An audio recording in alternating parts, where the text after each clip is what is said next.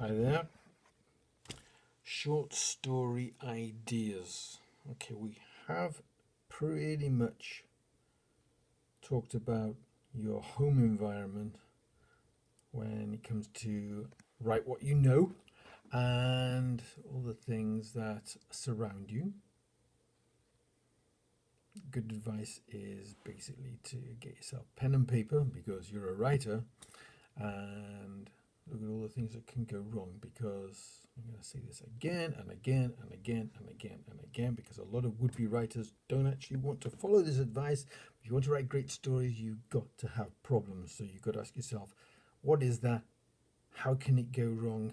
How can that make life difficult, going on, horrible for my protagonist? Okay, next thing, if you've got a job, it's quite likely that you go to work. If you work from home, then you've got equipment at home that can go wrong. The internet can go wrong. You can get power failures.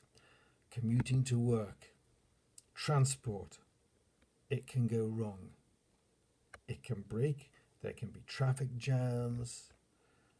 You could be involved in an accident. Strange things can happen if you are driving. Maybe an insect can fly into the car and either sting you or flummox you. Other road users can behave like complete idiots. The weather can slow you down. In Groundhog Day, he's forced to stay in that town because of a massive blizzard. And there's flooding, hurricanes, which can cause things to fly into the road. Stray animals can wander into the road and cause accidents. I understand that in Sweden, elk jump into the path of oncoming vehicles with regularity and not with hilarious results. Unfortunately, it's usually fatal for the driver as well as for the elk. Um, People have problems with railway crossings. There are all kinds of things that can go wrong. You could take a wrong turn. There could be a diversion due to roadworks. And I believe on Martin Luther King Day, maybe 15 years ago, there was an earthquake in Los Angeles or California somewhere. And it's fortunate it was a public holiday because I believe no one was injured, which is miraculous. But if it had been a normal working day, bridges and roads, there were huge rifts. There would have been fatalities and certainly a lot of injuries. So it was a very fortunate timing. All these are things that can happen. Pigeons can drop dead in the sky as they fly and land, and you get rabbits, and also you can see things that you wouldn't normally see. Low flying aircraft, helicopters causing you to crane. There could be accidents and you rubberneck and then you cause an accident. So all these things can lead to complications, which can lead to problems for your protagonist. And then, of course, the vehicle itself can suddenly decide to have a seizure. The alternator doesn't work. The brakes go. You need to wait for roadside assistance, and that can lead to other things. There was a case of somebody who they were on the motorway, aka the highway, and they did not get out of the car, and apparently I don't know what the statistic is, but it's fairly regular that you should get out of your car if you break down the side of the highway because it's only a matter of time before, for whatever reason, a truck, stroke lorry, whatever you want to call them, will plow into the back of you and there will be consequences. So all those things. Vehicles, again, you could come out from work and someone scratched your paintwork. They've let down your tyres maliciously because you parked in the wrong place. You got a driving ticket. The police can pull you over, get a driving ticket or a parking ticket. All these things can lead to short stories. The parking ticket could lead to a day in court, taking on the justice system, winning, losing, getting the newspapers on your side, getting the local laws changed.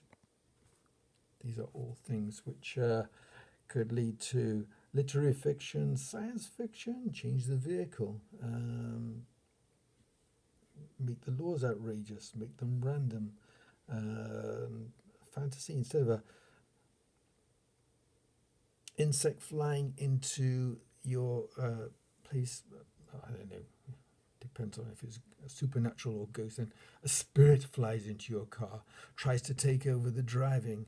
If it was science fiction, it could be somebody from the future, and for thrills and spills, they are very silly and they decide to try and overtake your car as well, just for the sheer hell of it, because that's the kind of horrible people that they are in the future.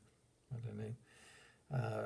Adventures, well, yeah, car chases. We mentioned that about 3 videos ago. There could be a car chase, and they happen. Like, I think there's an American program dedicated to criminals trying to escape, and the helicopters are after them or whatever. Well, that could be your car's hijacked, like in the movie Cell or Cellular. I think it's Kim Basinger, and she phones him trying to get him to come and rescue her. Because she's in danger from these horrible people. So, yeah, cars, buses, there's the bum and the bus, speed. The commute can involve a ferry. And for certain exotic types, billionaires or whatever, I'm sure it could also include a helicopter ride or a plane. These things also can get hijacked, they can fail. They can have tragic accidents. The weather can cause all kinds of things. So there's scope within whatever it is you do. You can ask yourself, this is the question to ask, what if? What if it went wrong? What can go wrong? What if that person were really someone else, and their intentions were not good? What if their intentions were great, but it all went wrong anyway, or other people attacked them? There are all kinds of scenarios that you can think yourself into. And of course, sorry, the one I missed out was the underground. Lots of things can happen in the underground, and the underground can be a fairly scary place, especially if you're there late at night all alone. It can be haunted. Okay, 7:58. So much for 5 minutes, 8 minutes. Okay. We'll look at the workplace tomorrow. Okay. Like and subscribe thingies if you want lots and lots and lots and lots of daily writing prompts for your short story ideas. Okay.